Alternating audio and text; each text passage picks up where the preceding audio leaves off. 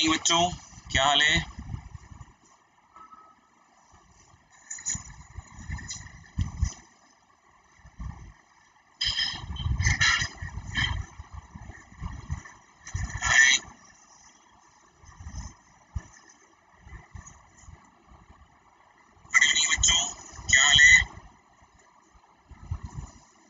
I hope कि आपने lecture 5 देख लिया होगा।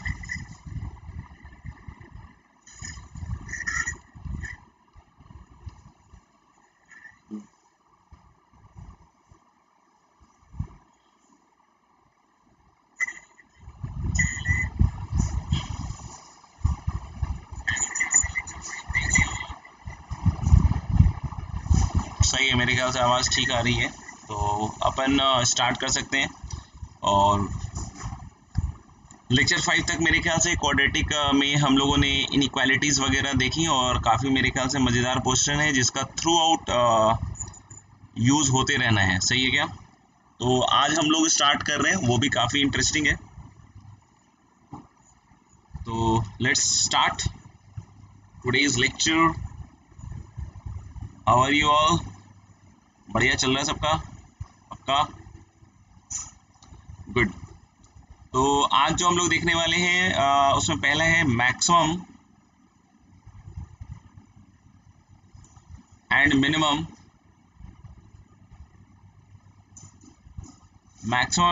वैल्यू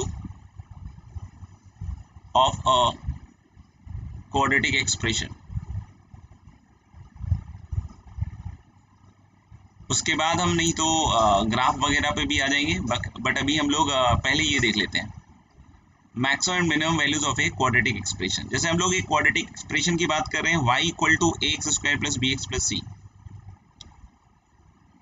इसके मैक्सिमम और मिनिमम की बात करेंगे, ध्यान से सुनना। हम लोग क्या बात करने वाले हैं, इसके मैक्सिमम और मिनिमम की। तो जैसे क्वाड्रेटिक को मैक्सिमाइज या मिनिमाइज करने के लिए एक तो है कि परफेक्ट स्क्वायर मेथड का यूज कर सकते हैं, और जो बच्चे dy बाई डी एक्स जानते हैं वो dy बाई डी एक्स का भी इस्तेमाल कर सकते हैं। जो बच्चे dy बाई डी एक्स जानते हैं वो dy बाई डी एक्स का भी इस्तेमाल कर सकते हैं। इसमें आप देखोगे कि एक्चुअल जो सबसे इंपॉर्टेंट रोल होगा वो ए का होगा कि ए पॉजिटिव है या नेगेटिव है। तो कोई भी क्वाड्रेटिक एक्सप्रेशन लोगे तो या तो उसका मिनिमा एग्जिस्ट करेगा या मैक्सिमा एग्जिस्ट करेगा, दोनों नहीं कर सकते हैं साइमल्टेनियसली। समझ में आएगा? तो देखते हैं किस तरीके से ये चीज़ होती है। जैसे सबसे पहले तो इसके परफेक्ट स्क्वायर की बात कर रहे हैं, तो perfect square we all can understand कैसे लिखते हैं कि हम लोग ए कॉमन ले लेते हैं और फिर कितना आता है x square plus b x upon a, right. और प्लस जो एक्सप्रेशन सी था वो तो है ही, सही है क्या? अब इन दोनों को देख के आप परफेक्ट स्क्वायर कैसे बनाते हो कि इसका जो आधा है उसका परफेक्ट स्क्वायर लिखेंगे। तो कैसे लिखते हैं इसको, a times x plus b upon two a का होल स्क्वायर। क्या लिखते हैं, a into x plus b upon two a का होल स्क्वायर। ऐसा करने पे आप देखो कांस्टेंट टर्म का फर्क पड़ा होगा, यहाँ आया होगा b square by four a square into a, that is b square upon four a. तो ये ऐड हुआ है तो उसको हम लोग क्या करेंगे, सब्ट्रैक्ट। ये बी स्क्वायर अपॉन फोर ए हम लोगों ने क्यों यहाँ से हटाया, क्योंकि अल्टीमेटली यहाँ पे जो बी स्क्वायर अपॉन फोर ए है वो क्रिएट हुआ होगा ये परफेक्ट स्क्वायर बनाने में, इसलिए इसको घटा दिया। अब देखिएगा, this is a into x plus b upon two a का whole square, x plus b upon two a का होल स्क्वायर, और इधर क्या आ जाएगा बच्चों, इधर क्या आ जाएगा plus four a c minus b square upon four a. सबको समझ में आ रहा होगा मेरे ख्याल से ये बात, सही है क्या? तो अब आप देख सकते हो कि फाइनली जो एक्सप्रेशन है मैं उसको ऐसे लिख सकते हैं, y equal to a into x plus b upon two a का होल स्क्वायर और प्लस सम कांस्टेंट, प्लस लिख लो माइनस लिख लो जो भी है, k can be positive negative whatever it can be, but it is going to be some constant. जहाँ पे हम k की वैल्यू अलग से मार्क कर देते हैं, k की वैल्यू कितनी है, four a c minus b square upon four ए।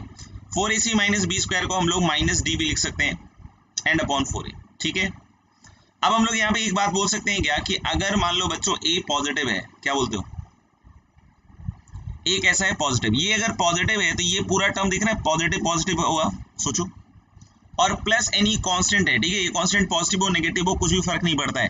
अगर a पॉजिटिव होगा तो कोई बतला सकता है बच्चा मेरे को, वैसे तो अभी कैसे बतलाएगा, लेकिन फिर भी अपने मन में सोचो कि क्या आप सोच सकते हो, लिख के सोचो, जैसे भी सोच सकते हो, ठीक है ना, कि अगर a पॉजिटिव है तो ये पूरा टर्म तो पॉजिटिव हुआ ना, अब इसके बारे में हम इस पूरे टर्म के बारे में क्या कह सकते हैं कि इसकी लोएस्ट वैल्यू एग्जिस्ट कर सकती है, हाईएस्ट वैल्यू तो इन्फिनिटी तक ले जा सकता है, यानी कि हाईएस्ट इसका एग्जिस्ट नहीं करेगा। इन्फिनिटी मतलब हम लोग सिंपल बोल सकते हैं कि एग्जिस्ट तो नहीं किया ना, समझ में आया क्या? क्लियर या नहीं? पहला वाला पार्ट पॉजिटिव है, के can be any constant, doesn't matter, hardly matters, ठीक है ना, फिक्स है वो तो सही है क्या?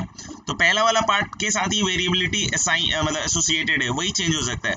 तो मिनिमम कब होगा? मिनिमम कब होगा? मिनिमम कब होगा? जब ये पार्ट 0 हो जाएगा, और मैक्सिमम तो बढ़ता ही जाएगा, बढ़ता ही जाएगा, यानी मैक्सिमम इसका एग्जिस्ट नहीं करेगा। समझ में आएगा? यानी हम लोग बोल रहे हैं इस केस में y मिनिमम हो सकता है। और y मिनिमम कब होगा? जब a पॉजिटिव होगा। तो ध्यान रखना सिर्फ और सिर्फ क्या एग्जिस्ट करेगा? फंक्शन का मिनिमम। जब इसका ग्राफ बनाएंगे ना तो वो और अच्छे से क्लियर हो जाएगा, तो मस्त विजुअलाइज हो जाएगा। तो मान लो a पॉजिटिव है, तो उस केस में मैंने बिल्कुल फील दिला दी है। क्या फील दिलाई है? क्या फील दिलाई है कि ये जो एक्सप्रेशन है गोले में, जो एक्सप्रेशन है, ध्यान से देखो इस एक्सप्रेशन को, ठीक है ना, ये एक्सप्रेशन हमेशा a पॉजिटिव होने पे कैसा है? पॉजिटिव। पॉजिटिव होने पे अगर पॉजिटिव है तो इसकी मिनिमम वैल्यू क्या होगी? 0। इसकी मिनिमम वैल्यू क्या होगी? 0। और मैक्सिमम वैल्यू बढ़ती जाएगी, बढ़ती जाएगी, बढ़ती जाएगी, नहीं कि कभी भी एग्जिस्ट नहीं करेगी। यानी हम लोग बोल सकते हैं मैक्सिमम तो ये बढ़ता जा सकता है, बढ़ता जा सकता है, इन्फिनिटी को टेंड करेगा। तो दैट सजेस्ट कि the maximum does not exist, right? तो y minimum is going to be what? Minus sorry k, y minimum is going to be, जब ये 0 हो जाएगा, समझ में आएगा? तो जब ये 0 हो जाएगा तो y मिनिमम आएगा k। k कितना है बच्चों? -d/4 है, यानी कि y की मिनिमम वैल्यू होगी -d/4a। किस वैल्यू ऑफ x के लिए? At x equal to -b/2। At x equal to -b/2 है। ये अगर समझ में आ गया हो तो देख लेना, बिल्कुल सिंपल सी बात बोली है। अगर इसको अपने दिमाग में कॉम्प्लिकेट कर लिया तो अलग बात है। हम लोग बोल रहे हैं a पॉजिटिव, पहला केस, और a पॉजिटिव में ये टर्म पॉजिटिव, ये टर्म पॉजिटिव, मतलब कि हम लोग बोल रहे हैं इसकी लोएस्ट एग्जिस्ट करेगी, हाईएस्ट एग्जिस्ट नहीं करेगी। अब आओ a नेगेटिव में। a नेगेटिव में क्या होगा? a नेगेटिव में क्या होगा दोस्त? a नेगेटिव में ये वाला टर्म जो गोले के अंदर है ये नेगेटिव हो गया। मतलब अगर ये नेगेटिव हो गया, क्योंकि a नेगेटिव है, ये बगल वाला तो परफेक्ट स्क्वायर है ना भैया, तो ये तो बढ़ता ही जाएगा, बढ़ता ही जाएगा, बढ़ता ही जाएगा, और ये वाला टर्म हो गया नेगेटिव। तो ये ओवरऑल नेगेटिव हो गया। ये गोले में जो है, अब ये गोले वाला टर्म कैसा हो गया? नेगेटिव। प्लस के कुछ नहीं करता है, प्लस के तो फिक्स है, समझ में आएगा? इसका काम ही है, फिक्स है, कॉन्स्टेंट है, वेरिएबिलिटी इसके साथ असाइंड है। तब आप सोचो कि x को अगर आप इन्फिनिटी की तरफ ले जाओगे, x को अब बड़ा करते जाओ, बड़ा करते जाओ, बड़ा करते जाओ, भयंकर करते जाओ, एकदम समझ में आ रहा है? और a नेगेटिव है तो ये वैल्यू गिरते गिरते गिरते गिरते माइनस इन्फिनिटी चली जाएगी। यानी कि a नेगेटिव होने के कारण इसकी लोएस्ट वैल्यू अब एग्जिस्ट नहीं करेगी। हाँ, इसका हाईएस्ट एग्जिस्ट करेगा, इसका हाईएस्ट एग्जिस्ट करेगा। हाईएस्ट कब होगा? जब हम लोग बोले, क्योंकि देखो ये क्या कर रहा है, ये पूरी क्वांटिटी क्या कर रहा है कि ये k में से कुछ ना कुछ घटा रहा है। अब बहुत सारे बच्चों को तो यहीं पे फेल हो जाते हैं, उनको समझ में आता है सर घटा कैसे रहा है? अरे भाई a नेगेटिव है तो ये माइनस है, x को आप कुछ भी करोगे वो ये पूरी क्वांटिटी जो है वो k की कोई वैल्यू होगी, पॉजिटिव हो वैल्यू चाहे नेगेटिव हो, इसमें से कुछ ना कुछ कम कर रहा होगा, k को खींच रहा होगा, नीचे खींच रहा होगा। जैसे मैं पढ़ा रहा हूँ, आप मुझे नीचे खींचते हो ना बहुत बार कि सर ये कैसे हो गया 2 + 2, माइनस निकाल के उधर मल्टीप्लाई कर दिया, तो आधे बच्चे ग्रुप में डाल देते हैं कि यार वो इक्वालिटी का साइन कैसे चेंज हो गया सर? अरे कॉपी से लिखो, पेन से लिखो, तो सुनेंगे ध्यान से। हम लोग बोले के फिक्स है, ये चेंज नहीं करने वाला है, ये के कुछ भी हो, पॉजिटिव हो नेगेटिव हो, कुछ भी हो, फिक्स है एकदम। और इधर वाला टर्म उसके साथ क्या सलूक कर रहा है बोलो? इधर वाला टर्म उसको क्या कर रहे हैं? माइनस है तो उसको खींच रहा है, घटा रहा है, घटा रहा है, घटा रहा है। तो अगर उसको घटाता जा रहा है, घटाता जा रहा है, तो लिमिट थोड़ी है उसके घटाने की। क्यों? क्योंकि x को आप बढ़ाते जाओ, बढ़ाते जाओ, बढ़ाते जाओ, तो ये खूब सारा घटा सकता है। लेकिन हम लोग बोले हाँ मैक्सिमम की लिमिट, मैक्सिमम हो सकता है क्या?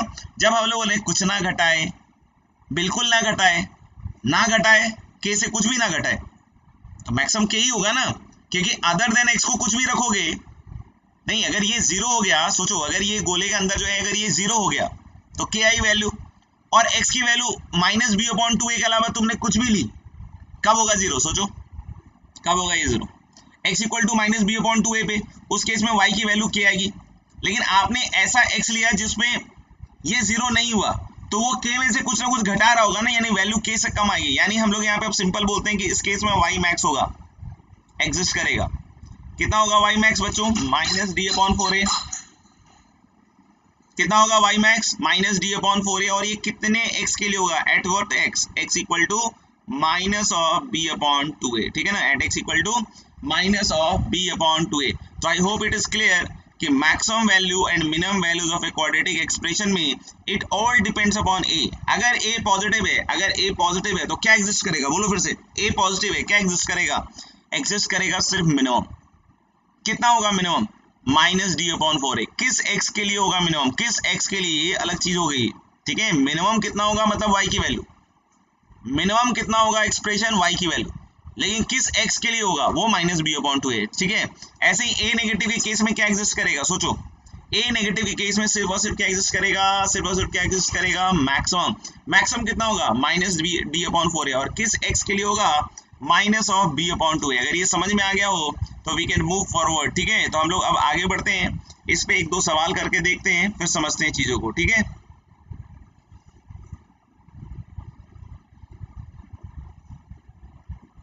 लिखिएगा पहला सवाल।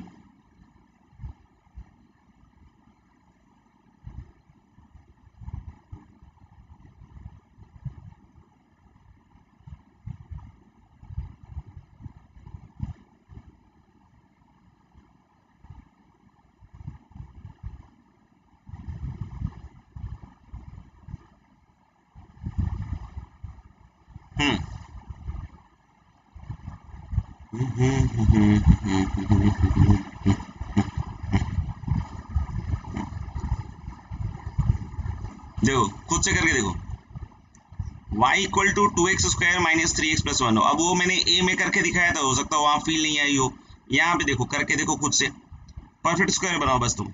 मैं 2 मिनट का समय देता हूँ, 2 सवाल है, देख लो। यहाँ एक्स स्क्वायर का कोएफिशिएंट नेगेटिव है तो यहाँ मैक्सिमम वैल्यू आएगा, और यहाँ क्या आएगा, मिनिमम, ठीक है ना, क्योंकि ए पॉजिटिव है। तो यहाँ लिख लेना फाइंड वाई मिनिमम एंड यहाँ पे फाइंड वाई मैक्सिमम। आप फॉर्मूले के हिसाब से नहीं जाए, आप तो परफेक्ट स्क्वायर से बनाए, अभी बाद में वो लोग बोल सकते हैं कि फॉर्मूले के हिसाब से जा सकते हैं, ठीक है।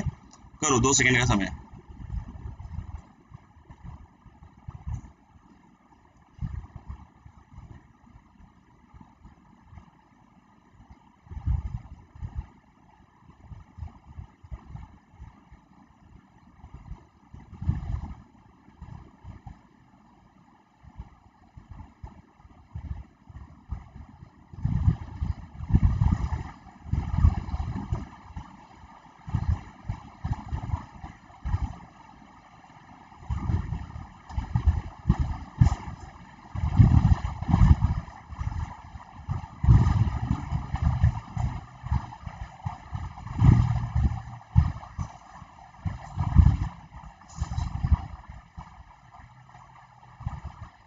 हो गया,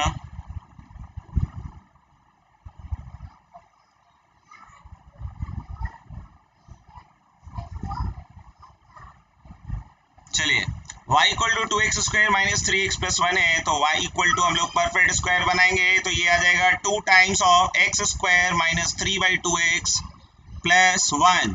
तो हम लोग बोल सकते हैं कि this is going to be the 2 expression, जिसको देखकर हमें इसका परफेक्ट स्क्वायर बनाना होगा। तो this is 2 times x minus 3/4 का होल स्क्वायर, और ऑब्वियस आते हैं एक्स स्क्वायर माइनस 3x/2 है, तो ऑफ कोर्स हम लोग बोल सकते हैं कि यहाँ 9/16 आ रहा है इंटू 2, तो कितना हो गया बच्चों, 9/8। तो प्लस हम लोग क्या करेंगे, 1 माइनस 9/8। ये माइनस 9/8 कहाँ से आया, क्योंकि इसमें वो दो टर्म तो आ जाएंगे, एक्स स्क्वायर माइनस 3x/2, एक आएगा 9/16 इंटू 2 दैट इज 9/8, तो यहाँ पे क्या आएगा, माइनस 9/8। तो दिस इज 2 टाइम्स। अब आप फील कर लो जो मैं बोल रहा था, तो अब आपको फील आएगा, देखना। अब ये आ जाएगा आपके पास माइनस ऑफ 1/8। तो हम लोग यहाँ पे y ऑफ मिनिमम की अगर बात करेंगे तो y ऑफ मिनिमम किसके बराबर होगा बच्चों, माइनस ऑफ 1/8, और वो x की किस वैल्यू के लिए आएगा, 3/4।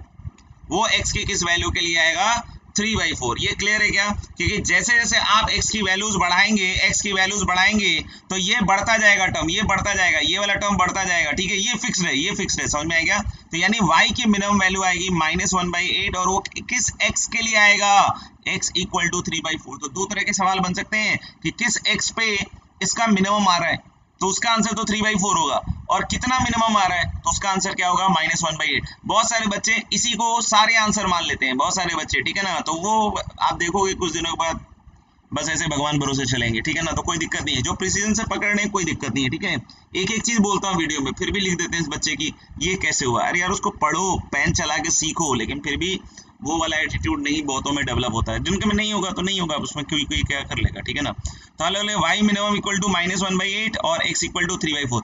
इसको हम डायरेक्टली भी निकाल सकते थे बिना परफेक्ट स्क्वायर के, क्योंकि अभी हमने लास्ट पेज में क्या पढ़ा, हमने अभी लास्ट पेज में यही तो पढ़ा ना कि जब a पॉजिटिव होगा तो y मिनिमम आएगा -d/4a। रट लो, x इक्वल टू -b/2a पे बिल्कुल करके दिखाया है। अब इसको याद कर लो, अब इसको याद कर लो, अब इसको याद कर लो।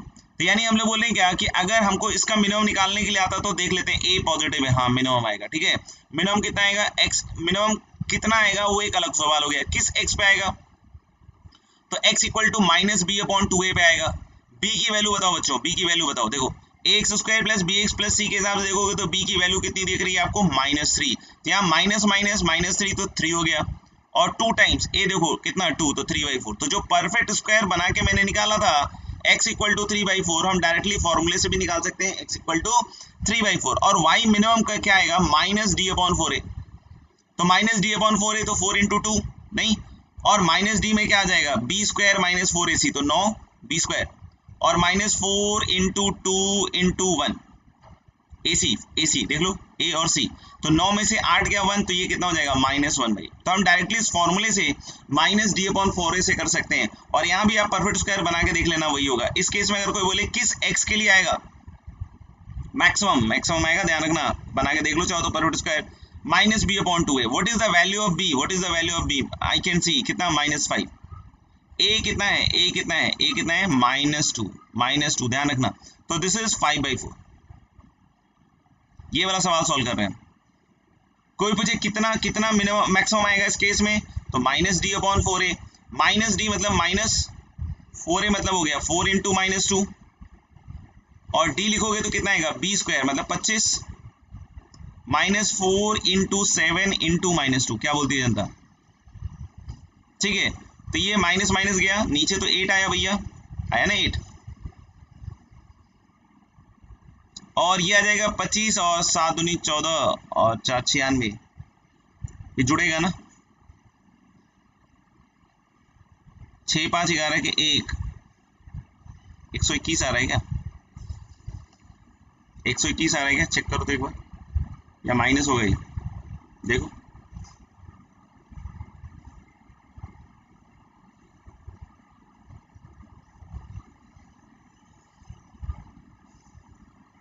ठीक ही लग रहा है मुझे तो, 25 तो आएगा ही, -4 AC करो, देखो कितना आ रहा है,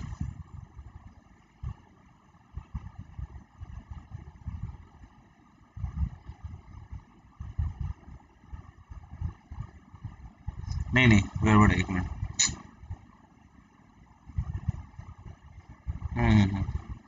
ये हो गया आपका 25, और 56 हो गया, 96 नहीं हो गया, 81/8 आएगा।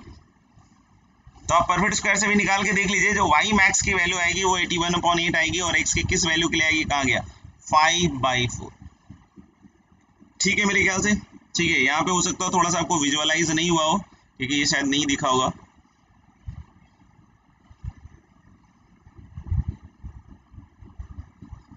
बोलो तो उसको मैं अलग से कर देता हूँ। इस वाले में मैंने बस y मिनिमम निकाला था, तो ये सबको दिख गया होगा कि ये 1/8 होगा, लेकिन x इक्वल टू -b/2a वाला नहीं दिखा होगा, क्योंकि वो बच्चे फिर बोलेंगे कि सर दिखा ही नहीं हमें, तो क्या लिखा था, क्योंकि पेन कॉपी थोड़ी निकाल पाएंगे। देख लो भाई, हम ही मेहनत कर लेते हैं, हम ही IIT निकालेंगे आपके लिए।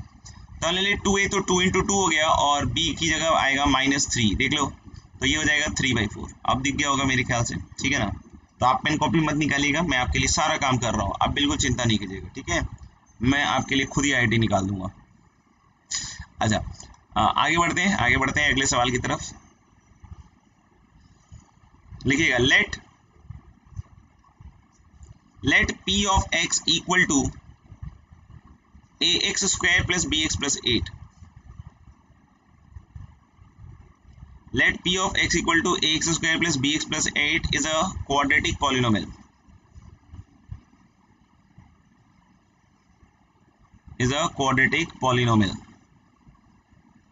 ठीक है, if the minimum value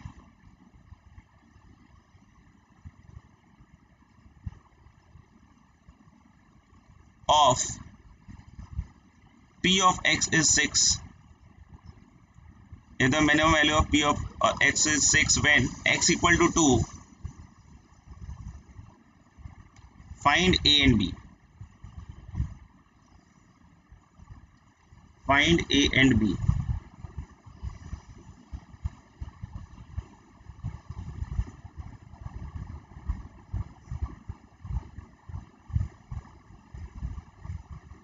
ये सब दिख रहा है।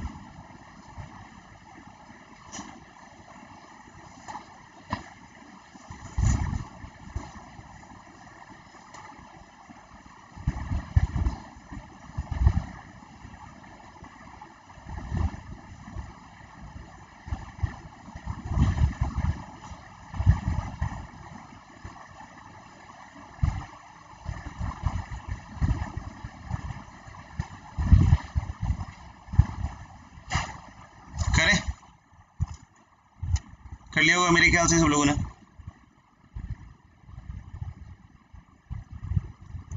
px is a quadratic polynomial if the minimum value of p of x is 6 when x equal to 2, मतलब x equal to 2 पे इसका मिनिमम क्या हो रहा है 6, x equal to 2 पे इसका मिनिमम क्या हो रहा है 6, और क्वाड्रेटिक पॉलिनोमियल ये बतलाता है कि a इज नॉन जीरो।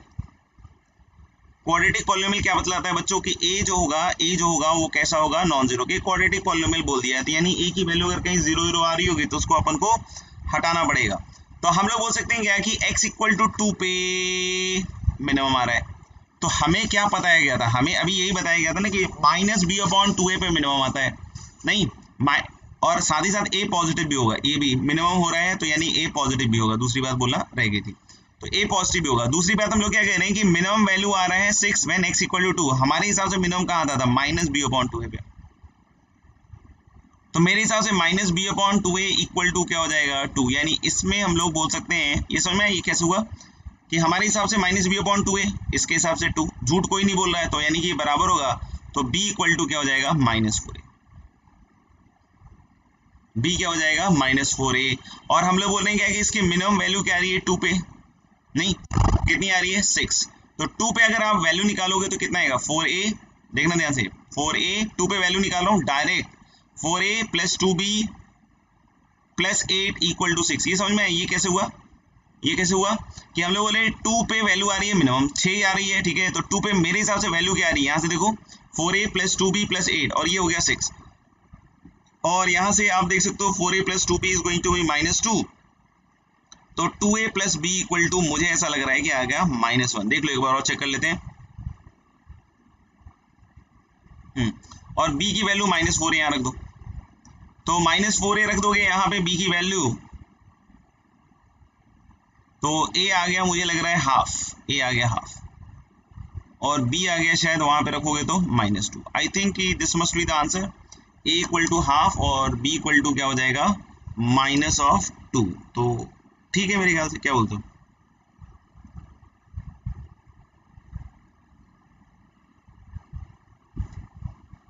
आगे बढ़े,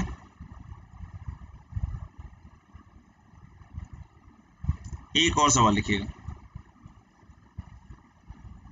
अगला सवाल है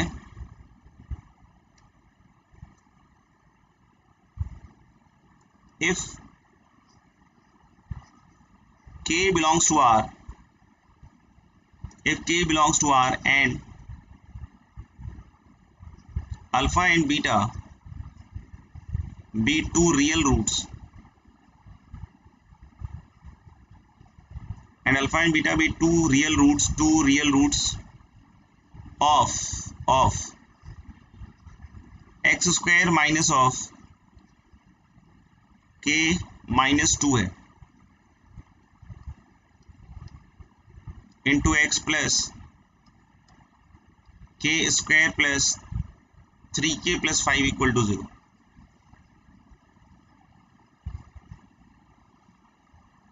के square plus 3k plus 5 equal to 0,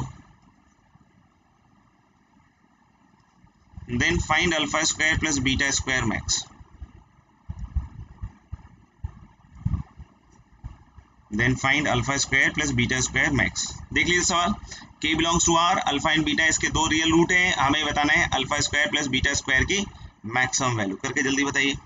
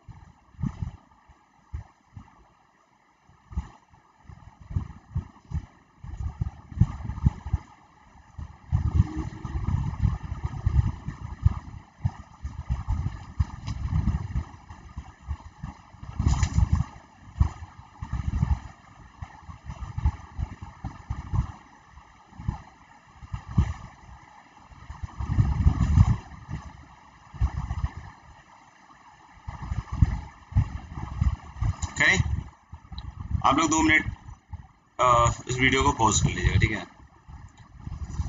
तो ये पहली चीज कह रहा है कि एक रियल नंबर है और अल्फा और बीटा दो रियल रूट है। तो बहुत सारे बच्चे इस क्वेश्चन में मस्त गलती करते हैं। मतलब करते क्या है, बस सिंपल सी बात है, करते तो वही है जो हम भी करेंगे, लेकिन एक जगह चीज छूट जाती है उनकी। Alpha square plus beta square जो है अल्फा प्लस बीटा का whole square minus 2 alpha beta, जग जाहिर बात है, देख लीजिएगा।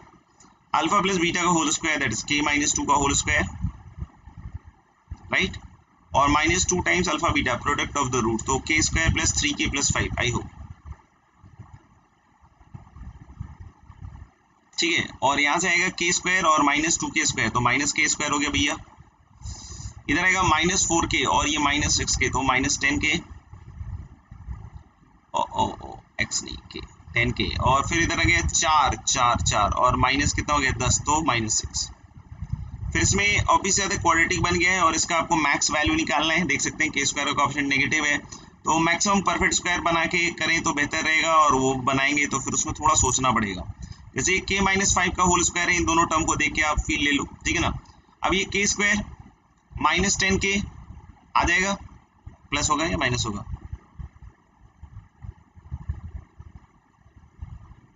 प्लस आएगा लगता है।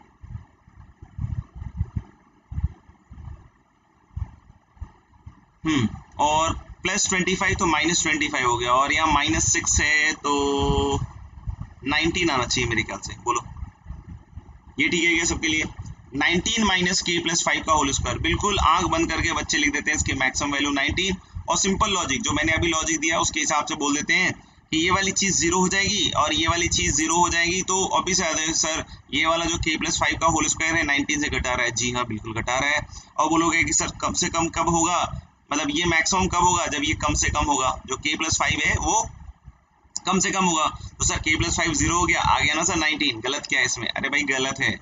ये भी तो देखो कि ये 0 हो सकता है कि नहीं हो सकता है। हमारे पर्टिकुलर क्वाड्रेटिक में तो जो x था वो कोई वैल्यू ले सकता था, क्या यहाँ k सारी वैल्यू ले सकता है, नहीं। अब बोलोगे सर लिखा तो है k बिलोंग्स टू r, अरे बेटा जो लिखा है और जो है उसमें ध्यान देना पड़ता है, नहीं तो रह जाते हैं लोग। यहाँ पे एक चीज और लिखा हुआ है, ये तो देखा ही नहीं आपने, alpha and beta 2 real roots, मतलब इसका जो डिस्क्रिमिनेंट है वो ग्रेटर देन इक्वल टू 0 होना चाहिए। तो अगर हम लोगों ने रियल रूट्स के लिए बताया था ना कि डिस्क्रिमिनेंट ग्रेटर देन 0 पे भी रियल होता है और इक्वल टू 0 पे भी रियल होता है, तो एक कंडीशन और रहता है, क्या कि बी स्क्वायर माइनस 4ac, तो बिल्कुल छोटा सा सवाल है लेकिन ढेर कर देगा सबको। और कौन ढेर नहीं होगा, जो एक एक वर्ड का ध्यान रखेगा, और इसीलिए आईआईटी कठिन मानी जाती है लोगों के हिसाब से, क्यों, क्योंकि उतना परिश्रम कहाँ होता है sir. K square minus 4k square minus 3k square, जी हाँ इधर बोलो, -4k और -12k इज -16k और 4 20 24, नहीं फिर से गड़बड़ होगा, -16 ही रहेगा शायद, yes greater than equal to 0। एक तो माइनस उधर फेंक देना, अभी देख लेना आ जाएगा व्हाट्सएप पे कि सर ये इनइक्वालिटी कैसे रिवर्स हो गया sir. 3k square plus 16k plus 16 less than equal to 0, तो ये 48 थी, ये 12 और 4 में टूटेगा, क्या बोलती है जनता? तो k प्लस 4 लग रहा है एक तो, और एक शायद 3k प्लस 4 लग रहा है, बोलो सही सही बोलो, मुझे तो ठीक लग रहा है, ठीक है।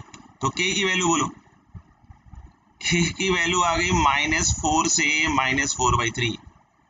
तो जो ख्वाब हमने देखे थे वो टूट गए, क्योंकि आपने सोचा था कि ये 0 हो जाएगा और वैल्यू उसके हिसाब से मैक्सिमम 19 हो जाएगा, तो ये हो गया गलत। क्यों? क्योंकि k -5 इसके हिसाब से हो ही नहीं सकता है। अब k -5 नहीं हो सकता है तो क्या आंसर बोल दें आंसर कि नहीं नहीं अब तो एग्जिस्ट ही नहीं होगा, मैक्सिमम नहीं आएगा। अरे भाई इसके हिसाब से मैक्सिमम बताना पड़ेगा, k की इन वैल्यूज के हिसाब से मैक्सिमम बताना पड़ेगा। कॉन्सेप्ट तो वही लग रहा है कि 19 तो फिक्स है, 19 तो फिक्स है, कहाँ गया 19? हाँ 19 तो फिक्स है दोस्त। हाइलाइटर होता है क्या इसमें?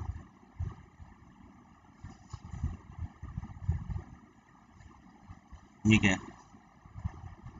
हाँ 19 तो फिक्स है, ये दिख रहा है, ये 19 तो फिक्स है, सही क्या है? ये 19 तो क्या है? फिक्स है। और ये क्या कर रहा है? घटा रहा है, घटा रहा है, घटा रहा है। मैक्सिमम निकालना है तो कम से कम घटाना पड़ेगा। तो k की वैल्यू उसमें ये सोचो, वो सोचो, k की वैल्यू वो सोचो जिसके कोरोस्पॉन्डिंग यहाँ कम से कम घटेगा। तो ऑफ कोर्स चॉइस क्या है? -5 के क्लोजेस्ट चॉइस लेना पड़ेगा। तो -5 के क्लोजेस्ट चॉइस क्या होगा? -4। तो -4 के कोरोस्पॉन्डिंग ये कितना हो जाएगा? 1 का स्क्वायर, तो यानी कि alpha square plus beta square, maximum की वैल्यू क्या आएगी? 19 - 1 दैट इज 18। तो this will be the correct answer, 18 will be the correct answer. तो मेरे ख्याल से ये चीज़ मैंने आपको समझा दी है। फिर भी नहीं समझ में आया तो वीडियो दोबारा देखिएगा, लिखने से कुछ नहीं होता है, ठीक है ना? इसका मतलब है कि आपने बिल्कुल हथियार डाल दिए हैं। तो मेरे ख्याल समझ में आ गया होगा कि ये मिनिमम के लिए, मैक्सिमम के लिए इसको हमें कम से कम घटाना है। और अगर कम से कम घटाने का सपना है तो कि ऐसी वैल्यू लो जिससे कम से कम घटे। तो -5 के क्लोज ही होनी चाहिए वैल्यू, ऑफ कोर्स, ठीक है ना? तो उसके हिसाब से देख लो आप। आगे बढ़ते हैं, आगे बढ़े। अब हम देख रहे हैं next article, maximum and minimum.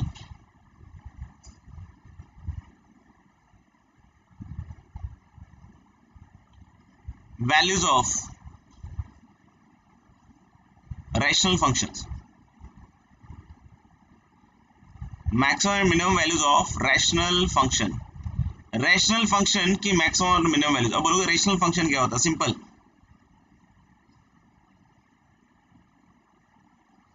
a function of the form px upon qx, a function of the form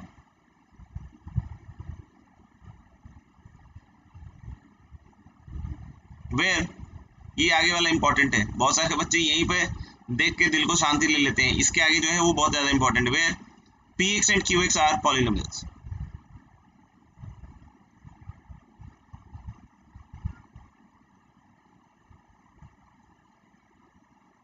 क्या बोलती है जनता, समझ में आया क्या?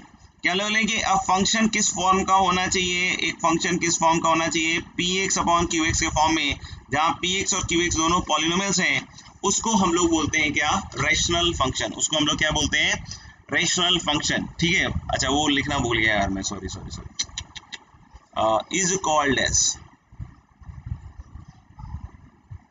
ये तो सबसे इंपॉर्टेंट लाइन मिस हो गई, is called as rational function. विद्रोह हो जाता बच्चों के बीच में, अरे वो तो लिखा ही नहीं सर आपने सिग्नेचर लाइन। अभी ठीक है बच्चों, are you feeling better now? Say yes, okay. तो हम लोग क्या rational function, function of the form px upon qx where px and qx are polynomials is called as rational function, is called as rational function. आगे बढ़े, आगे बढ़े, आगे बढ़े। सुनेंगे हम इसमें सब टाइप के नहीं है। आप कभी बोले कि सर ऊपर मान लो 2 करोड़ डिग्री का पॉलिनोमियल लिखा हुआ है, नीचे 5 करोड़ डिग्री का पॉलिनोमियल लिखा हुआ है, अब निकालो अब मैक्सिमम मिनिमम वैल्यूज का। तो देखिए आप हो सकता हो अधिवक्ता हो, ठीक है ना, लेकिन हम लोग क्या है स्टूडेंट टाइप के लोग हैं और टीचर टाइप के लोग हैं और जेई सिलेबस पढ़ाने वाले लोग हैं, ठीक है ना, वो सबसे इंपॉर्टेंट ध्यान रखिए। तो जेई सिलेबस में जिस तरह के प्रोफाइल्स डील करने पड़ते हैं बस हम उसी तक को अपने आप को रिस्ट्रिक्ट करेंगे, उसके ऊपर नहीं जाएंगे और उसके नीचे मतलब नहीं जाते हैं कभी, ठीक है ना। तो आने वाले कि रेशनल फंक्शन में कौन कौन सा प्रोफाइल टच करता है जेई, दो तरह के प्रोफाइल जेई करता है टच, एक तो लीनियर अपॉन लीनियर का और दूसरा क्वाड्रेटिक अपॉन क्वाड्रेटिक का। तो लीनियर अपॉन लीनियर का एक तो हम देखेंगे कि मैक्सिमम मिनिमम क्या है, कैसे है, कैसे निकाल सकते हैं या रेंज कैसे निकाल सकते हैं, समझ में आएगा। तो बेसिकली रेंज पे बात होने वाली है, क्या किसकी रेंज पे बात होने वाली है, लीनियर अपॉन लीनियर के रेंज पे बात होने वाली है, क्वाड्रेटिक अपॉन क्वाड्रेटिक के रेंज पे बात होने वाली है। These are very interesting. कुछ ऐसे बच्चे मिलेंगे आपको अपने मतलब पीयर ग्रुप में जो कभी नहीं सीख सकते हैं इनको, ठीक है ना, और मेरे टीचिंग करियर में ऐसे बच्चे मिलेंगे कि आप उनको कितना भी समझा दो कि भाई ऐसे होगा ऐसे होगा ऐसे होगा ऐसे होगा, है कैसे होगा, तो वो वैसे ही रहेंगे, ठीक है। तो उस पर अपन को दिमाग नहीं खर्च करना है, हमको बात करनी है जिनको समझ में आना है, ठीक है ना, उनकी उनसे बात करते हैं अपन, समझ में आएगा। ये जो मेहनत करने वाले हैं, जो लालची थे कि यार मुझे तो सीखना है, मेरे पास तो और कोई तरीका नहीं है, मुझे तो यही करना पड़ेगा, ठीक है ना, उनकी बात करेंगे, डेडली वर्कर्स, ठीक है ना। वो नहीं इधर माइनस इधर से निकाल के सर बोल भी रहे कि माइनस निकाल के उधर जाएंगे तो इनइक्वालिटी रिवर्स हो जाए, तब भी हम खींच के डाल दें।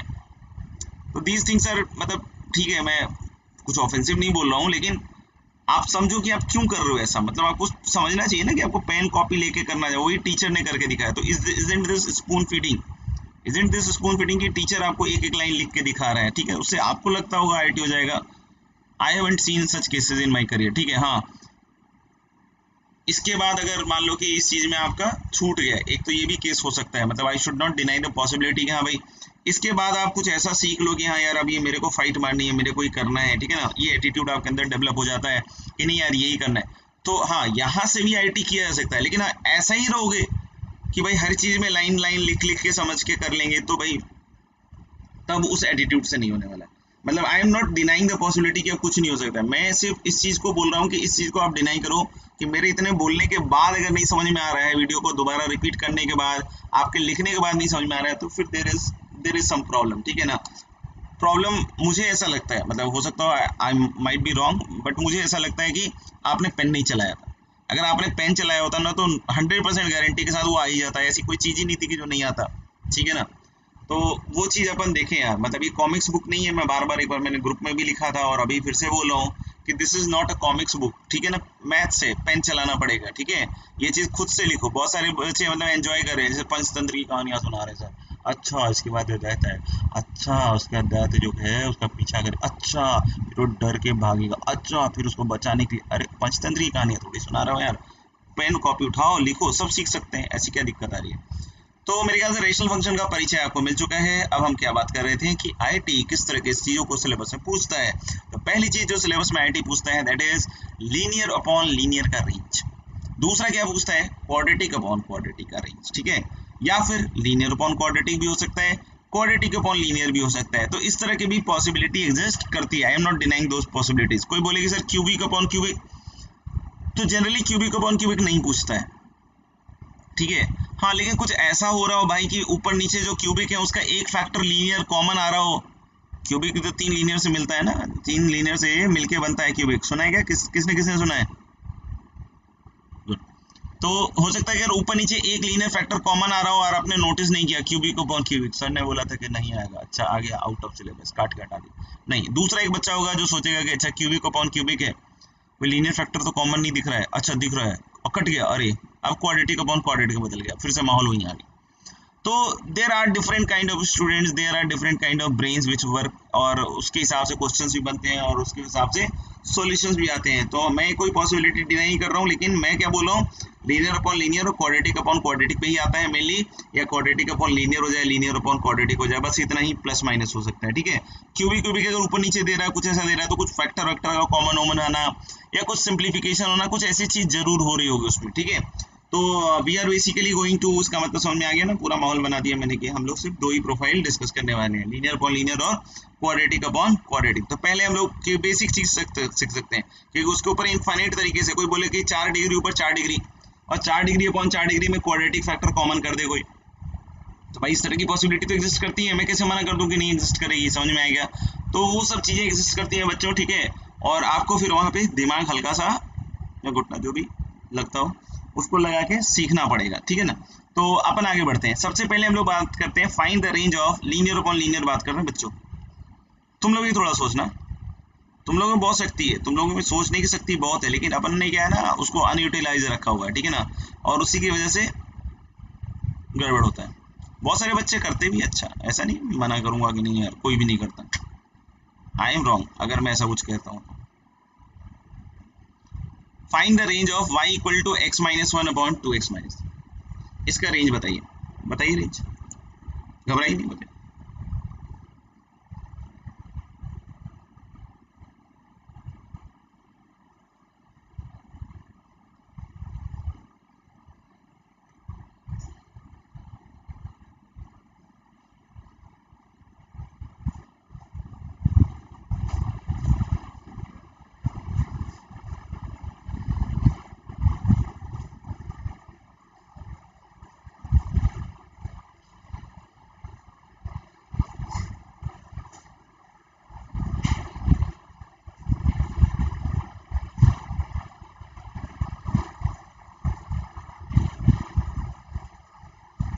कुछ आया समझ? नहीं है तो टेंशन की बात नहीं, अभी नहीं सिखाया है तो नहीं, सिखाने के बाद नहीं आ रहा है तो कोई दिक्कत नहीं, लेकिन हाँ सिखाने के बाद नहीं आ रहा है तो दिक्कत है, ठीक है ना। कुछ नहीं करना है, सुनना ध्यान से। दो चीजें होती है, रेंज और एक होता है डोमेन। बहुत सारे बच्चों को इसमें भी कंफ्यूजन होता है कि रेंज क्या है डोमेन क्या है, ठीक है ना। तो वैसे तो ये मेनली हम लोग 12th में पढ़ते हैं रेंज और डोमेन का जो भी मामला है, लेकिन हाँ ये अब बार बार आपकी जिंदगी में दस्तक देता रहेगा, दस्तखत तो देता ही रहेगा और दस्तक भी देता रहेगा। कौन? डोमेन और रेंज। ये सब वर्ड्स अब थोड़े से वैसे वाले हो गए, ठीक है ना। डोमेन मतलब होता है कि एक्स की वैल्यूज जिसके लिए एक्सप्रेशन डिफाइंड है, जैसे ये आप देख रहे हो ना, ये एक एक्सप्रेशन है, ठीक है, एक्स में एक एक्सप्रेशन है। अब कोई बोलता है कि what is the domain of this, तो हम लोग बोल सकते हैं कि एक्स की वो वैल्यू जिसके लिए डिफाइंड है, दिस इज डोमेन। डिफाइंड है मतलब क्या ऐसी कोई एक्स की वैल्यू दिख रही है आपको जिसके लिए डिफाइंड नहीं है? सोचो, इज देयर एनी एक्स जिसके लिए डिफाइंड नहीं है? I can say yes, the value of x which for which it is not defined as 3/2, यानी डोमेन में हर एक रियल वैल्यू होगी एक्सेप्ट कौन सी वैल्यू? 3/2, ठीक है। रेंज क्या होता है? रेंज होता है कि x की वैल्यू जब आप इसमें डाल रहे हो, नहीं इसको खिला रहे हो पिला रहे हो, x की वैल्यूज डाल रहे हो, उसके कोरस्पॉन्डिंग जो y की वैल्यूज आएंगी, उसके कोरस्पॉन्डिंग जो y की वैल्यूज का सेट आएगा, उस y की वैल्यूज के सेट को हम लोग क्या कहते हैं? रेंज। जैसे आपने देखा होगा sin x cos x, ठीक है ना, एक अलग पेज ले लेते हैं, जैसे y equal to sin x देखा होगा। अब अगर इसका कोई बोलता है डोमेन क्या है, बोलो दोस्त, तो वो वैल्यूज ऑफ x जहां ये डिफाइंड है, तो यानी ये डोमेन क्या होगा इसका? x belongs to r। sin x तो हर जगह डिफाइंड है कि नहीं? x की कोई वैल्यू डालो, sin x क्या है? डिफाइंड। कोई पूछे रेंज, तो x की रियल वैल्यू से कोरस्पॉन्डिंग इसका ग्राफ पूरा पोस्टमार्टम करके सिखा दिया मैंने। तो x की कोई भी रियल वैल्यू रखोगे, ठीक है ना, माइनस इन्फिनिटी से इन्फिनिटी, तो इसकी वैल्यू हमेशा कहां से कहां तक जाती है? माइनस ऑफ इन्फिनिटी से सॉरी, x की वैल्यू माइनस इन्फिनिटी से इन्फिनिटी जाती है, तो y की वैल्यू कहां से कहां तक आती है? क्लोज -1 से क्लोज 1। तो ये रेंज है, इसको कहेंगे रेंज इस फंक्शन का। और ये क्या है? x बिलोंग्स टू r, ये डोमेन। जैसे y इक्वल टू 10x है बच्चों, इसका कोई डोमेन पूछे तो x बिलोंग्स टू r नहीं बोलते इसमें, x belongs to r minus क्या लिखेंगे? ऑड मल्टीपल ऑफ π/2, क्योंकि 10x ऑड मल्टीपल ऑफ π/2 पे क्या होता है? ऑड मल्टीपल ऑफ π/2 पे क्या होता है? Not defined. अब लेकिन कोई बोले रेंज, तो ये r आता है, ये क्या आता है? r। यानी y की वैल्यूज तो हो गई बच्चों क्या? रेंज नहीं। और y की वैल्यूज कैसे निकलती हैं? x की वैल्यूज के कोरस्पॉन्डिंग जो x की वैल्यूज आप उसमें रखते हो, उसके कोरस्पॉन्डिंग जो y की वैल्यूज आती हैं, that is called as range, ठीक है। डोमेन क्या हुआ? जो x की वैल्यू जिसके लिए डिफाइंड है उसको कहते हैं डोमेन। इतना बोलने के बाद भी अगर कोई बोले कि नहीं समझ में आया, तो वो कुछ कर नहीं सकते हैं उसका, ठीक है ना, क्योंकि उसको अल्टीमेटली नहीं ही समझ में आना है। अभी हम लोग सब चीजों का रेंज निकालने या डोमेन निकालने के पीछे नहीं पड़ जाए, ठीक है। जितना सिखाया जाए उसके हिसाब से काम कीजिए। कोशिश ये होनी चाहिए कि जितने प्रोफाइल मैंने सिखाए कम से कम वो निकालना सीख लें, क्योंकि बाकी उसके अलावा जो प्रोफाइल्स हैं वो हम सिखा ही देंगे आपको, ठीक है। बाकी अगर आपको लगता है कि मैं सबसे भिड़ जाऊं तो भिड़ जाओ भाई, हम मना करने वाले कोई नहीं है, ठीक है ना। चलिए पीछे चलते हैं, पीछे चलते हैं और हम लोग फिर से अब एक फंक्शन देख रहे हैं y equal to x minus 1 upon 2x minus 3। तो डोमेन की अगर कोई बात करेगा तो कहाँ डिफाइंड है? हर एक x बिलोंग्स टू r के लिए एक्सेप्ट, बोलो कौन सी वैल्यू, 3/2। नहीं, लेकिन हमें रेंज निकालने के लिए बोला है, ठीक है ना। तो हम लोग x की कोई वैल्यू रख सकते हैं आप, एक्सेप्ट कौन सी वैल्यू, 3/2 नहीं रख सकते, ठीक है। आगे बढ़ते हैं, हम लोग उसके रेंज निकालने के लिए अब नेक्स्ट पेज पे चलते हैं। x-1 अपॉन 2x-3 लिख लेता हूँ मैं यहाँ। लीनियर अपॉन लीनियर के रेंज के लिए कुछ नहीं करो आप, करने के लिए बहुत सारे तरीके होते हैं, कुछ dy/dx निकालेंगे लंबा जाएगा, कुछ इसी को सिंप्लीफाई करते हैं वो भी हो जाता है। मैं एक सिंपल सा तरीका बताता हूँ, उसको दिमाग में रख लेना, ठीक है ना। क्रॉस मल्टीप्लाई कर दो, तो 2xy minus 3y equal to x-1। तो y in terms of x दिया हुआ है, आप पलट दो, पूरा कहते हैं ना सिचुएशन चेंज कर दो। क्या चेंज कर दो, x को इन टर्म्स ऑफ y लिख दो, x को इन टर्म्स ऑफ y लिख दो। तो 3y को उधर भेजोगे तो 3y माइनस 1 बोलो, नहीं, x को इधर ले आओगे तो 2xy माइनस x। तो यहां से x क्या आया, x क्या आया, 3y minus 1 upon 2y minus 1। हाँ या ना, चेक करो। अब सोचना, डोमेन और रेंज में मैंने भी आपको क्या सिखाने की कोशिश की थी कि जो x की वैल्यूज आप रखते हैं उसके कोरस्पॉन्डिंग जो y आता है वो रेंज कहलाता है। नहीं, मान लो कि कोई बोले कि सर रेंज में 2 आएगा क्या, इसके रेंज में 2 आएगा क्या, नहीं आएगा भाई, y की किसी भी x के कोरस्पॉन्डिंग वैल्यू 2 नहीं आती। तो रेंज की बात करोगे तो रेंज में तो 2 नहीं आएगा, तो यानी रेंज में सिर्फ वही वैल्यूज आप लिख सकते हो, उसके अलावा एक भी फाजिल वैल्यू नहीं होनी चाहिए। रेंज में सिर्फ y की वही वैल्यूज लिखनी है आपको जो किसी ना किसी x के लिए अचीव हो रहा हो। सुना ये लाइन, हमें रेंज में y की वही वैल्यूज लिखनी है जो किसी ना किसी x के लिए अचीव हो रहा है। मान लो ऐसा कोई y आप लिख देते हो जो किसी भी x के लिए अचीव नहीं हो रहा है, तो वो रेंज में नहीं आएगा। जैसे मैंने भी एक एग्जांपल लेके बताया आपको, क्या बताया बच्चों कि 2 sin x में कोई बोले रेंज में 2 आ रहा है, तो अपन क्या बोलेंगे, नहीं आ रहा। क्यों, कि किसी x रियल के लिए 2 sin x नहीं हो सकता है। समझ में आएगा। तो अब यहाँ पे हम वही बात करने वाले हैं, ठीक है। आप यहाँ x की वैल्यूज रख रहे होंगे, x was the input and y was the output, right. अब मैंने माहौल थोड़ा चेंज कर दिया है। अब आप सोचना, मैं उल्टा सोचवा रहा हूं आपसे, बिल्कुल उल्टा। आप y की वैल्यू यहाँ कुछ भी रख दो, देखना हम लोग यहाँ y की वैल्यू कुछ भी रख दें एक्सेप्ट हाफ। चुप हो रहा हूं ताकि आप सुने, इसको फील लें, ठीक है ना। हम यहाँ पे y की कुछ भी वैल्यू रख रहे हैं एक्सेप्ट हाफ, हाफ नहीं रख रहे हैं, नहीं तो साफ हो जाओगे। y की वैल्यू हम कुछ भी रख रहे हैं एक्सेप्ट हाफ। सोचो, कोई भी वैल्यू रख के देखो, क्या हर एक के कोरस्पॉन्डिंग कोई ना कोई x आएगा। 3 के लिए नहीं यार, अच्छा लो रखो, देखना y इक्वल टू 3 रख रहे हैं, 3 into 3 minus 1 upon 3 into 2 minus 1। 9 में से 1 गया, कैलकुलेटर 8 और 5, अरे आ रहा है, यानी x इक्वल टू 8/5 के कोरस्पॉन्डिंग y की वैल्यू क्या आएगी, 3। यही तो रिलेशन कह रहा है, x इक्वल टू 8/5 पे y की वैल्यू क्या आएगी, 3। अब तुम कोई भी y सोचो, सिर्फ हाफ मत सोचना दोस्त, हाफ मत सोचना, उसके अलावा कोई भी सोचो। हर एक के कोरस्पॉन्डिंग कोई ना कोई x दिख रहा है आपको, मेरे को आंख बंद कर लिया, मेरे को दिख रहा है, तैर रहा है भैया। y कुछ भी रखा मैंने हाफ के अलावा, हमेशा कोई ना कोई x आया। मतलब वो जो भी आपने y रखा एक्सेप्ट हाफ, मतलब रियल सेट से कोई भी वैल्यू रख दो हाफ छोड़ के, तो हर एक के लिए कोई ना कोई x आ रहा है। इसका मतलब उन x पे वो y आ भी तो रहा है ना, यानी वो रेंज का पार्ट हो गया ना y के। नहीं समझ में आया? जैसे मैंने y इक्वल टू 3 रखा, तो x की वैल्यू 8/5 आ गई, तो मैं यहाँ पे क्या बोलूंगा, 8/5 पे y की वैल्यू 3 आई थी, यही तो बोलूंगा। 8/5 पे y इक्वल टू 3 आया था, मतलब रेंज में हो गया ना 3, रेंज में हो गया ना 3। ऐसे ही आप कोई भी वैल्यू सोचो, y की वैल्यू 4 सोचो, √2 सोचो, तो y की वैल्यू जो भी रखोगे उसके कोरस्पॉन्डिंग एक x दिख रहा है। यानी क्लियर है कि रेंज में y की वैल्यू सारी आएंगी एक्सेप्ट हाफ, क्योंकि जैसे ही आप हाफ रखोगे यहाँ पे तो कोई भी x की वैल्यू नहीं आ रही है, मतलब y इक्वल टू हाफ किसी भी x के लिए पॉसिबल नहीं होगा, y इक्वल टू हाफ किसी भी x के लिए पॉसिबल नहीं होगा।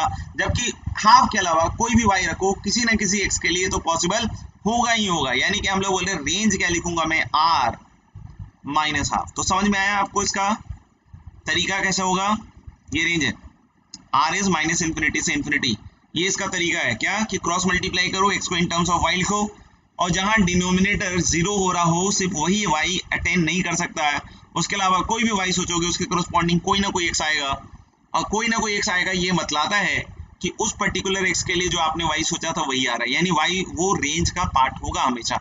यानी हम लोग बोल रहे हैं कि लीनियर अपॉन लीनियर के लिए बहुत क्लियर है, and this is going to be the range. ठीक है, यानी कभी भी लीनियर अपॉन लीनियर आएगा you must be able to do this. ठीक है, आगे बढ़े।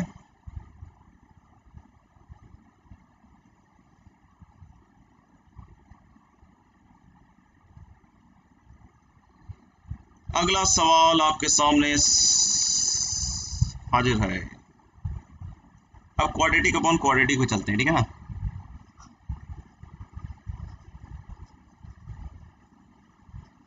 और एक चीज ध्यान रखना कि हम लोग यहाँ x की कॉम्प्लेक्स नंबर की वैल्यूज नहीं रखेंगे, क्योंकि हम रियल वैल्यूड फंक्शन पढ़ते हैं, तो बाद में कोई पंचायती करने मत आ जाना कि sir x equal to iota रख दिया था, y ये आ गया था, तो वो नहीं करना है बाबू। समझ में आएगा।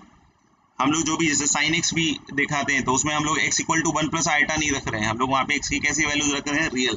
तो जो भी रेंज में आपसे पूछ रहा हूँ वो सिर्फ रियल वैल्यूज x में, उसमें इनपुट सिर्फ रियल रख सकते हैं। ठीक है,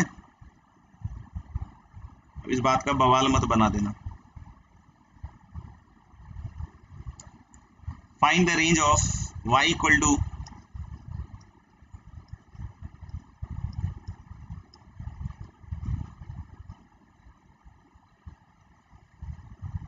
कंपाउंड एंगल। थोड़ा रिवाइज करते रहना बाबू, छोड़ना मत रिवीजन। छोड़ दिया रिवीजन गए।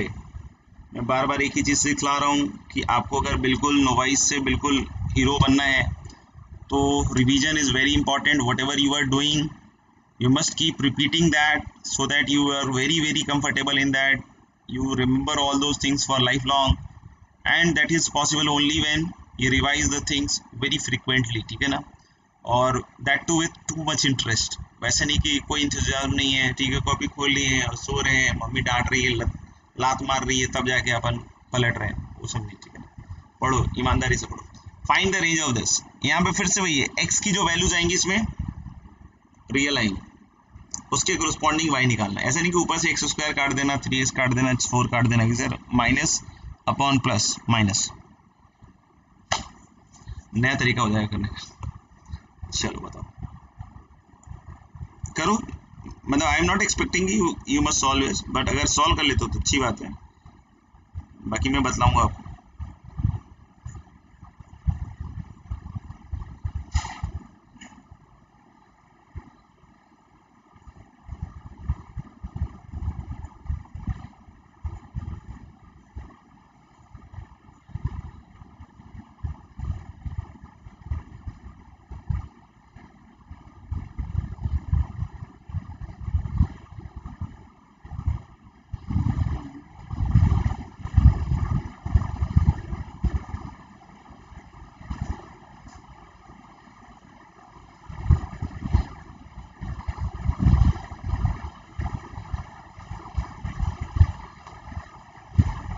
हो गया, करिए डिस्कस।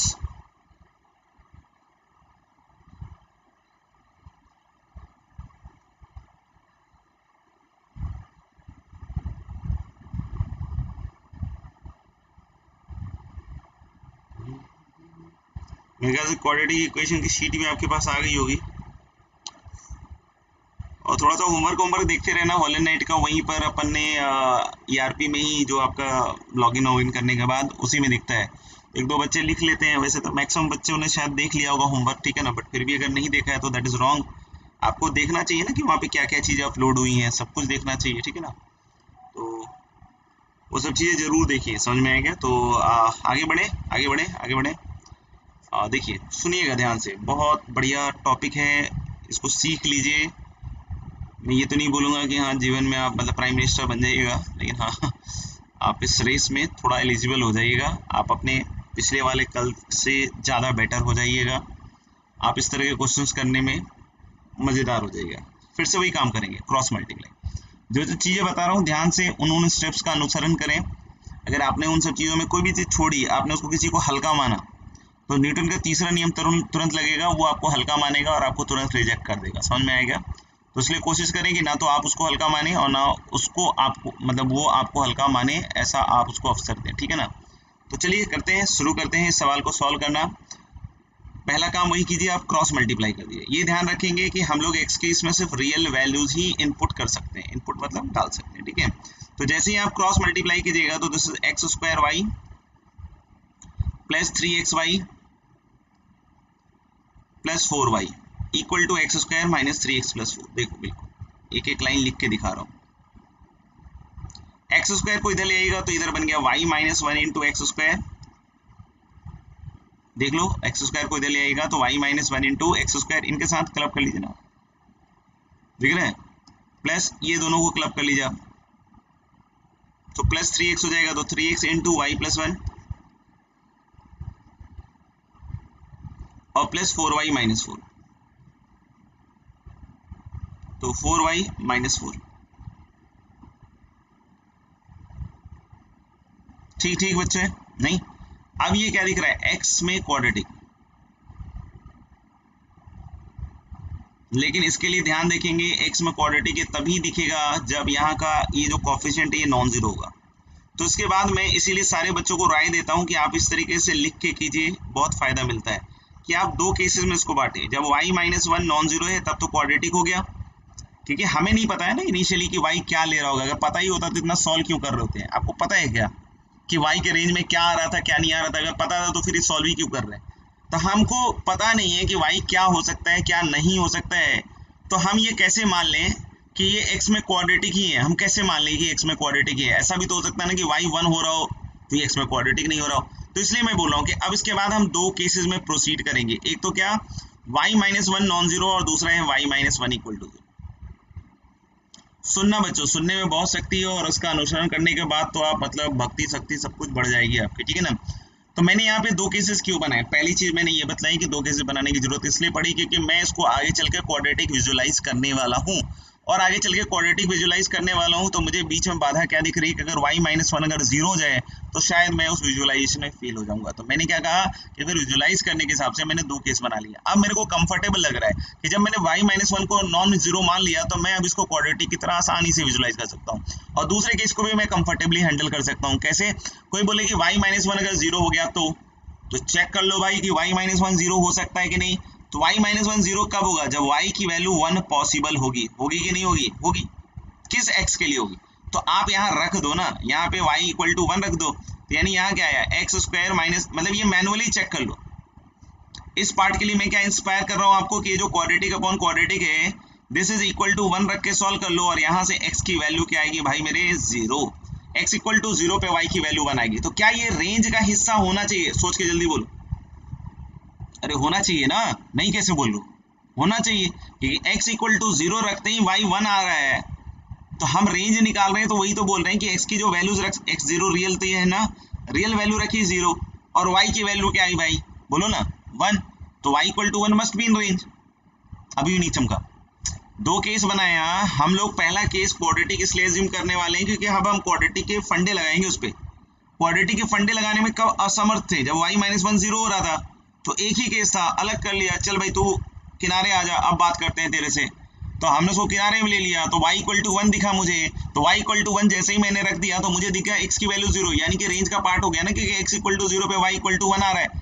लेकिन मान लो कि इसको सॉल्व किया होता और x की कोई वैल्यू नहीं आती, अभी देखा था ना हाफ भी रखा था जो अभी पिछले क्वेश्चन में, तो y इक्वल टू हाफ पे x की कोई वैल्यू नहीं आ रही थी।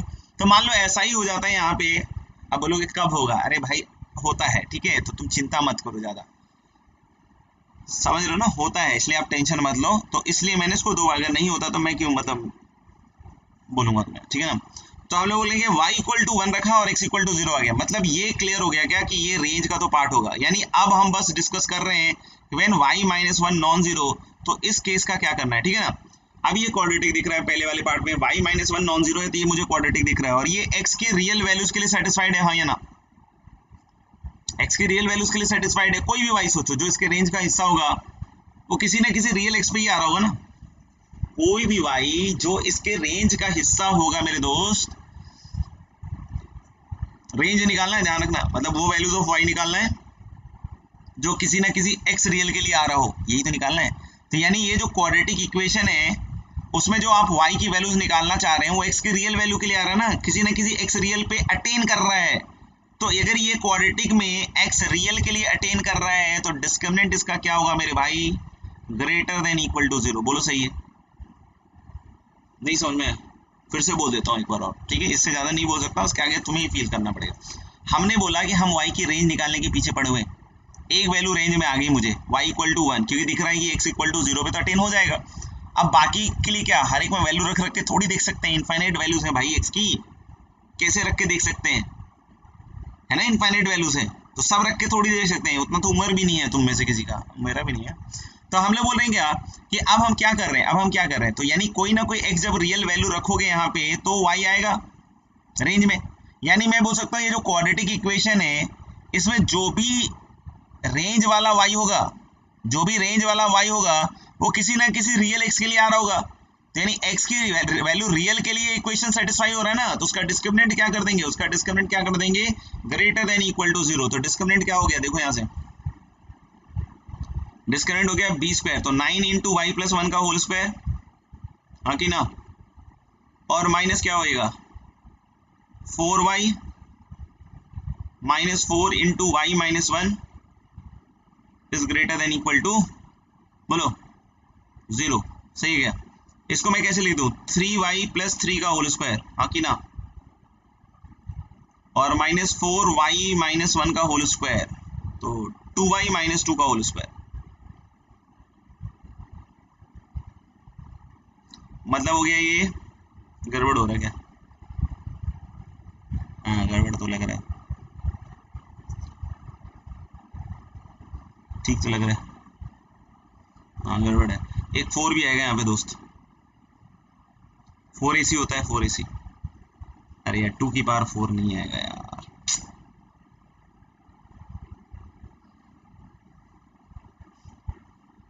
यहाँ पे square minus 4 into 4y minus 4 into y minus 1 greater than equal to 0। सही है, और इधर हो गया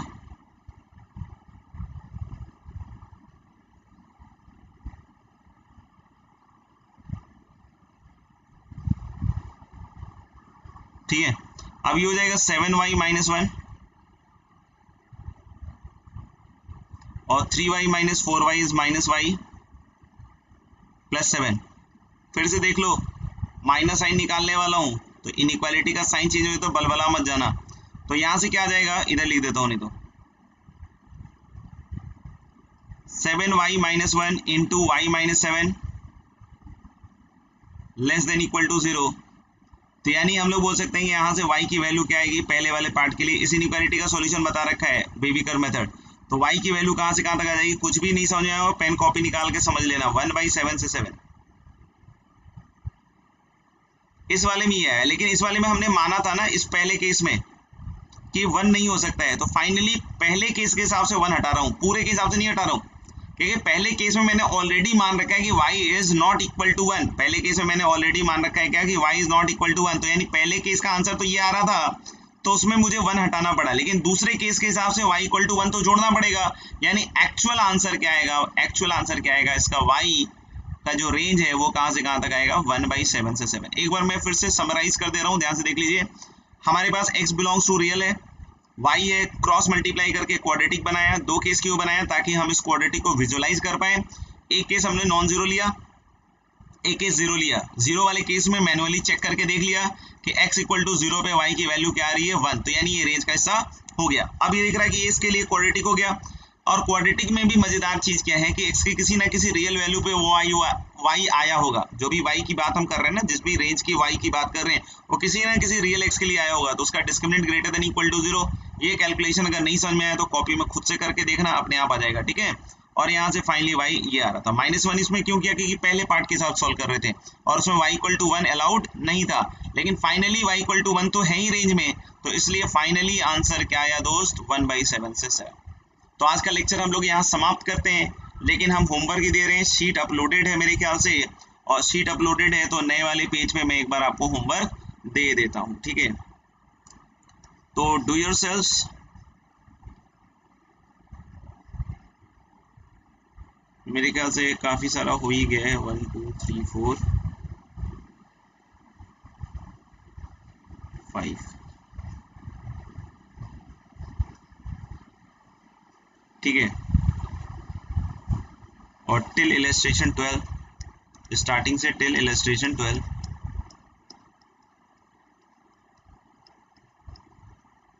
ठीक है।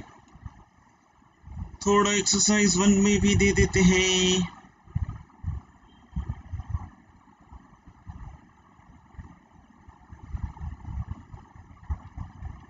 एक्सरसाइज 1, क्वेश्चन नंबर 1, 2,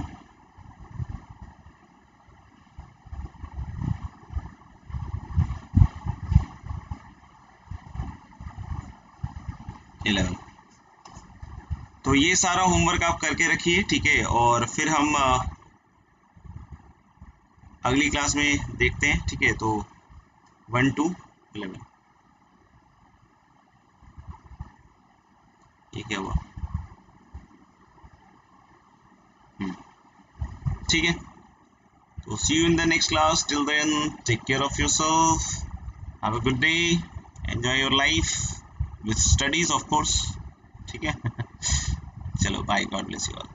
मैं जो बोलता हूँ थोड़ा कड़वा हो सकता हूँ किसी किसी के लिए, बट दिल में कुछ मेरा बुरा नहीं है, और मैं चाहता भी नहीं हूँ सब बच्चे अच्छे से पढ़ें, खुशी से खुशी पढ़ें, फाइट मारें, डाउट पूछें, डाउट पूछने के लिए कोई मना ही नहीं है, लेकिन जो चीज़ें ऑब्वियस है कि आपके मेहनत से सीख सकते हैं आप, तो वहाँ मेरा बोलना फ़र्ज है, इसलिए बोल रहा हूँ। तो गुड बाय, बाय।